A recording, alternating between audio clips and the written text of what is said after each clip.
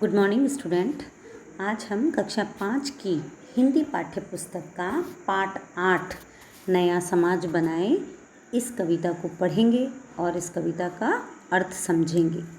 बच्चों, सब पाठ शुरू करने से पहले हम इसका परिचय जान लेते हैं, पाठ परिचय समझ लेते हैं। इस कविता में एक ऐसे समाज के निर्माण की कल्पना की गई है जो एक आदर्श समाज हो, जहाँ के लोगों में वसुधैव कुटुंबकम की भावना हो, अर्थात वो पूरी धरती को अपना परिवार समझे, ऐसी सभी के अंदर भावना हो।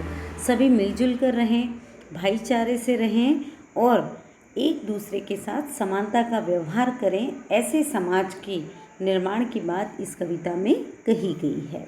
बच्चों, अब हम इस कविता को पढ़ते हैं और इसके सरल अर्थों में इसे समझेंगे। आओ नया समाज बनाए, इस धरती को स्वर्ग बनाए। आओ नया समाज बनाए।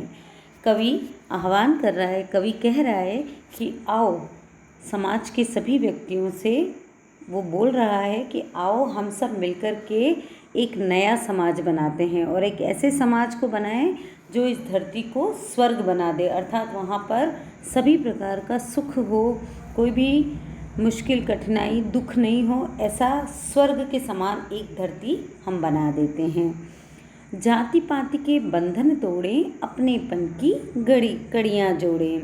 और कवि कहता है कि हम एक ऐसा समाज बनाएं जिसमें जाति पाति का अर्थात ऊंच नीच का कोई भेदभाव नहीं हो, सब एक दूसरे से अपनेपन की भावना रखें, अर्थात सभी एक दूसरे को अपना समझें।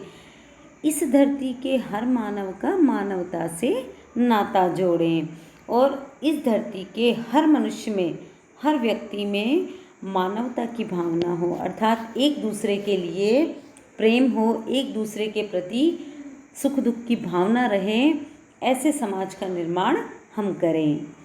एक दूसरे के सुख दुख में मिलकर बैठे, हाथ बटाएं, आओ नया समाज बनाएं।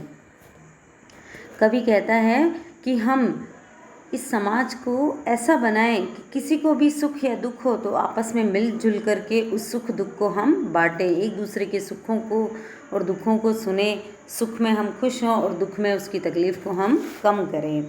मिलकर बैठें, हाथ बटाएं और हम सब मिल कर के जिसको सुख है उसका आनंद भी लें और जिसको दुख है उसके दुखों को दूर करें।